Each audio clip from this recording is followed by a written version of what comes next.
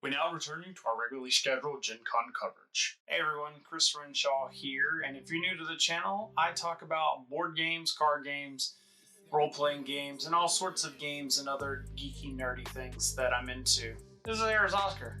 He's my cat. And he's missed me while I was at Gen Con. Didn't you miss me at Gen Con? So, he can't get away from me, or he can't stand being away from me right now, so he's going to be here with us for this video, probably, until he gets tired of it and bites me or something. Speaking of Gen Con is the biggest gaming convention, tabletop gaming convention in North America, and I've been doing a bunch of videos about it. I talked about kind of in general my thoughts and feelings on how I did in this Gen Con, and you can see that there. Or if you listen to the podcast, you can get more detail about what Philip and I did. We'll throw that up there as well. All sorts of different things. But today I wanted to talk about haul pics. And you see people talk about this all the time. A haul pic, in case you're not aware of, is where people will take... Did you want to be in for this? For those not aware, a haul pic is where people will take a picture of the different things that they've bought and received at various conventions, their haul. And of course, when I started going to conventions, I started taking the pics. You see them all over the internet. And then about 2 years ago, or last year or something, I stopped taking them. And that was because I felt, and this was just at the time, I thought, well, maybe this might be discouraging for somebody. Like, I know people get excited to see them, but is it a form of bragging? Is taking these pics saying, hey, look at all the cool stuff I got that you didn't get? And that was kind of where my headspace was. I felt like maybe it was a form of bragging, and I wasn't intending for it to be that way, so I just didn't do it in the sense of, I didn't want that to come across that way, so better not do it than have it come across poorly. But this year I got reminded that what a haul pic can really be about.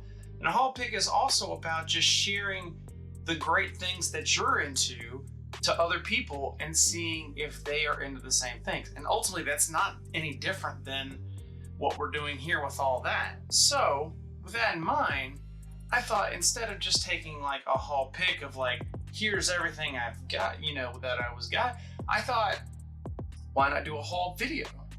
And that way, picture's 1,000 words. So what's a video? Is a video like 10,000 words? So in this way, I could describe each object and kind of why I got it or why I didn't, or like what drew me to that object versus just, look, hey, I got this thing. What are you doing? Oscar's nestling in a cord back here. So the first thing I'll talk about is kind of some of the stuff that I didn't get for me. So because we were going to Gen Con and Con and Cindy weren't, they had us pick up a few things. For instance, they love Clank. So of course we had to get the new, and I didn't get this, Philip ended up getting this for them, the new Clank Expeditions Temple of the Ape Lord expansion. It's got an ape meeples, and I'm sure anyone who knows anything about Clank knows about this, but it's a board and cards, and that's all I know, but they love Clank, so. I did buy this. The rest of you will know, the rest of you will appreciate this, and that is I've been doing these dice giveaways, but I needed more dice to give away.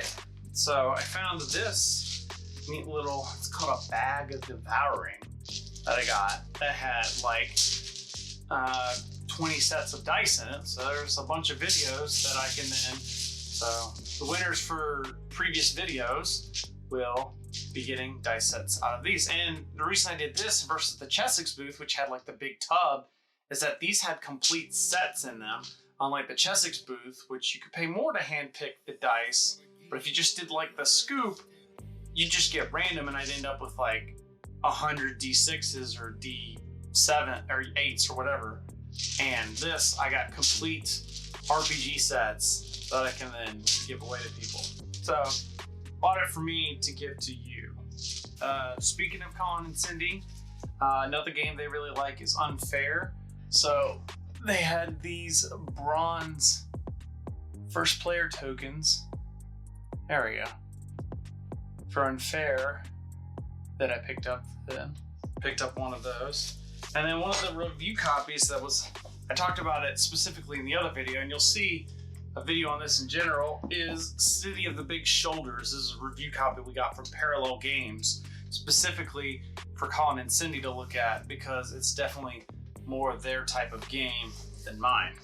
Going along with that game, we've also got Burden of Destiny, which is the expansion to City of the Big Shoulders. So you'll be seeing that reviewed at some point. And then they got these bags for Great Western Trail. I have no idea what these do other than just bags numbered 1 through something. And some lovely metal dice from the Smirkin' Laughter, Smirkin' Dagger peeps. Now this next thing I didn't receive at Gen Con, but it came in the mail while it was at Gen Con, and it was on sale for the first time there, so 50-50, I'll show that. And that is the new core box set, the Clone Wars box set for Star Wars Legion. Very excited to try this out. This has the Republic and the Separatists in it, and a couple of people in our group that's been interested. Minis have been curious about Legion, so we'll be using this and reviewing this and seeing if that gets them interested in the game at all. On to stuff I got from me. First of all, you know I'm a big Arkham Horror, the card game fan, or you might know. So they had an event at Gen Con called The Blob That Ate Everything. And so I managed to get the scenario pack. I didn't play the game. Those events were all sold out, but I did manage to try this, or grab this, at least for me to try my own later. Who knows if we'll actually get to it. I ran a lot of L5R and the RPG, not the card game. And somebody there had these little business cards with all the different rings that talked about what each ring is and what the various mechanical benefits are. So it gave me one to keep, as well as the players at my table. So that was really cool. Brett Bowen was the person that did that, and so these were really cool. So thanks to him. I also played in a DC Comics RPG. This is the DC Adventures role-playing game, which I've had forever, and it's basically a reskin of Mutants and Masterminds from Green Ronin. But I finally got a chance to play the game, and that was really fun. And the reason I'm bringing this up is he had these tokens that we used during the game, and they had a mechanical benefit, but somebody had made these tokens that say Soda Cola on them. And while, let's see if we can, there we go. They're actual bottle caps that someone had named would put Soda Cola on. And that may not mean much to you if you've never really done much DC stuff, but in the DC Universe RPG, the DC Online RPG, the DC Universe Online, Soda Cola was like the potions that you would use to like heal yourself. So it was kind of neat to have. In addition, I also got into the press part of after the FFG in-play, where they were showing off the stuff they have from GameGenic, which is their own proprietary game supplies and accessories. So they gave away just the standard plastic reprint or plastic deck box. So go ahead and open this. This one is specifically geared towards Keyforge. You can tell A, because it has Keyforge written all over the sides, and B, because I can't open it.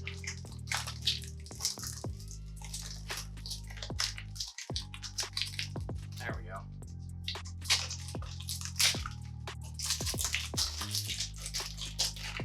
Yeah, so you can see here it's definitely aimed at Keyforge because it's written on like every side of the box. It's also got for the name of the deck that you're holding in here and the 3 factions, and you open it up and it's got the stickers for the factions on there. So it's neat. It's the same size, or it's the size of a Keyforge deck, and it's about the same kind of quality as any of the other ones, like Ultimate, what is it, Ultimate something?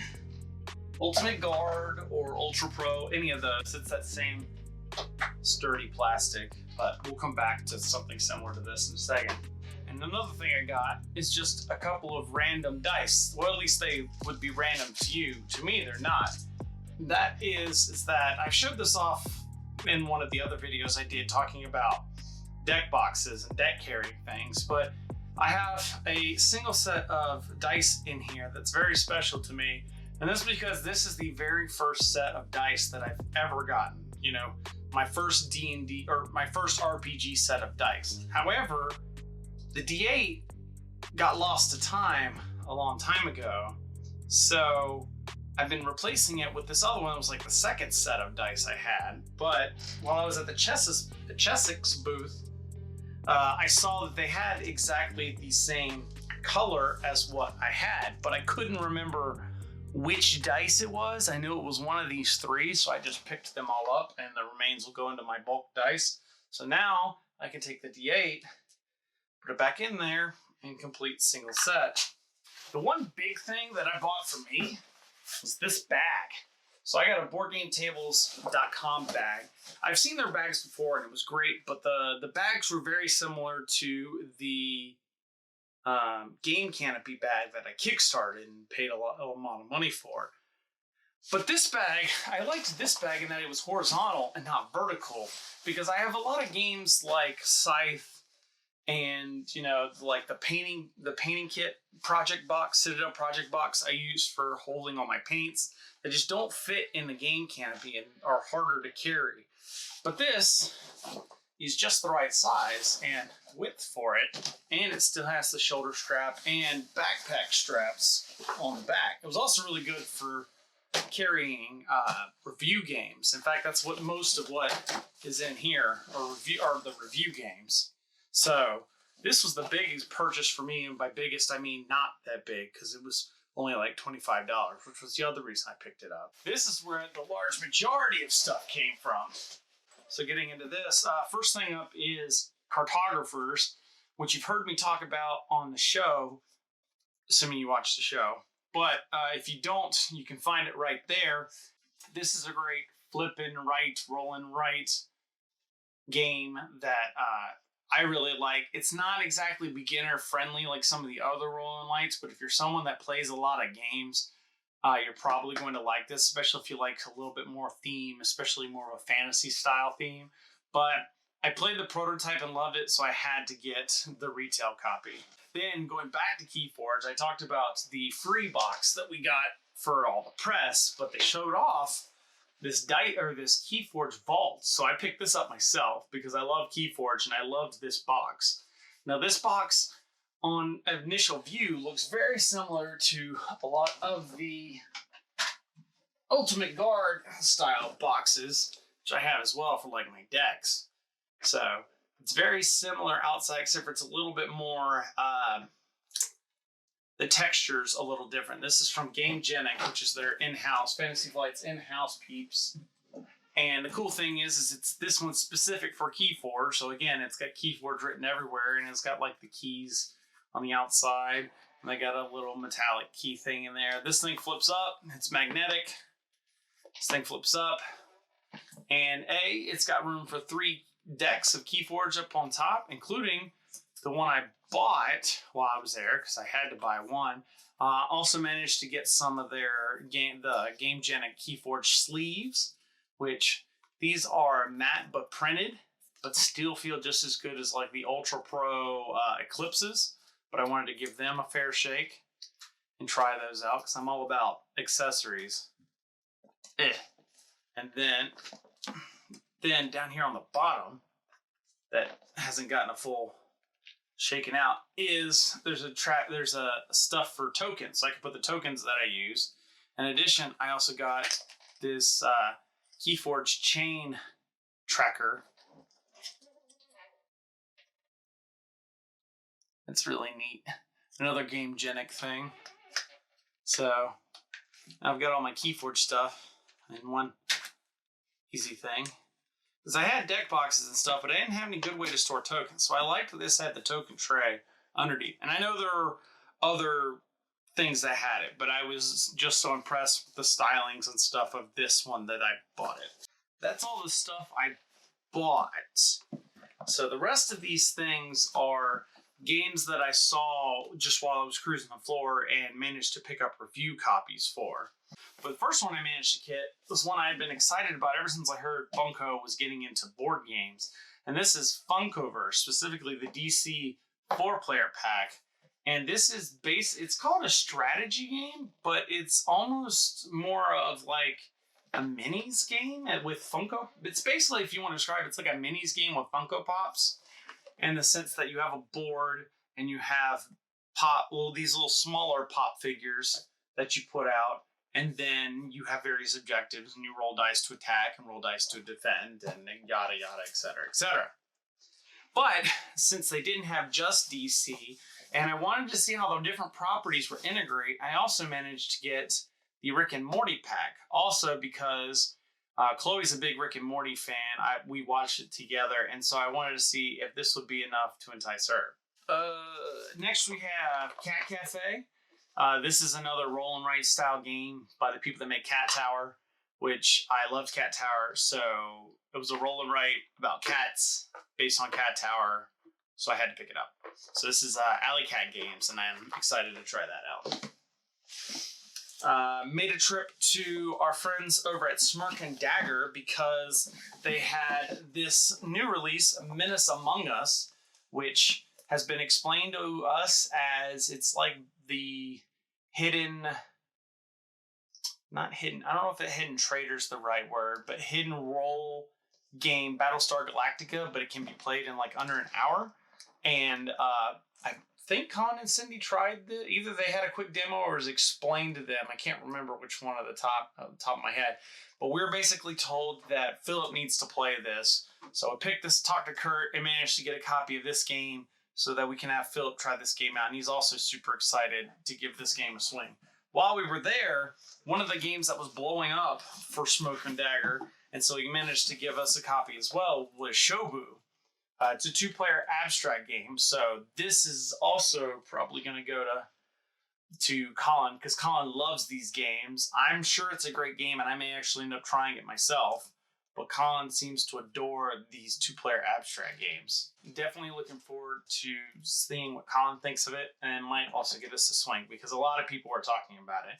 On the surface, it doesn't seem like a game that might be interested in me, but a lot of people that I know and trust their instincts seem to really enjoy it. So, also managed to go by Spin Master Games because they've recently made a lot of Marvel-based games. So, for instance, we got 5 Minute Marvel, which I've played 5 Minute Dungeon, but it was okay. My friends had it, so I didn't see the need to get it for myself to play. When I heard about they were making 5 Minute Marvel, I was like, that's enough of a difference and more along my taste that I want to try it out and see A, what the comparisons are, and B, how does this compare to Dungeon and which one I actually like better. Going along with this, Spin Master's more recent release is Wakanda Forever, and this was a dice rolling mechanic game that's starring Black Panther. I don't really know a whole lot about it. I talked about this in our pre-Gen Con podcast, which you can find right there. So I managed to be able to snag a copy of that as well to try out and see how that one plays as well. And then this last one was a surprise to me, and that was on the last night of Gen Con. I managed to play Bermuda Pirates, which is a really weird and quirky game that I won't explain a whole lot of because there's some interesting bits in it that you almost have to play the game. But basically, the gist of it, it's one of those light and quirky dexterity style games, except for you're pushing a boat around trying to get these gems and weird stuff happens, and that's about the most I'll go into on this video. But it was light and fun, and we had a ton of fun playing it, so it definitely seemed like something that like all 4 of us on Boards and Swords would enjoy. So I managed to talk to them and snag a copy on Sunday for that as well. And that is, aside from some receipts, everything inside the bag and everything for the most part that I got at Gen Con. But did you go to Gen Con? If so, let me know what you were most excited about and what you were excited in this pile of stuff to see. Let me know down in the comments below. Speaking of comments, remember we've been doing giveaways on all our videos. So, speaking of which, it's time to give away a winner, which I'll never get this down right there. Right there is the video. This one is for the unboxing of the D&D Essentials thing. So I'm going to go over to the computer right here and I'm going to pull us up a winner. And the winner for this video is going to be Zero Fortitude. So congrats. Thanks for winning. Make sure to email me, chris@boardsandsorts.com with your address so I can send you a dice from our bag of devouring right here. And in the meantime, remember you can comment on this video to be entered to win in a future contest. All you got to do is comment anything relevant. Make sure you like and subscribe for other videos so you can get notified when you win.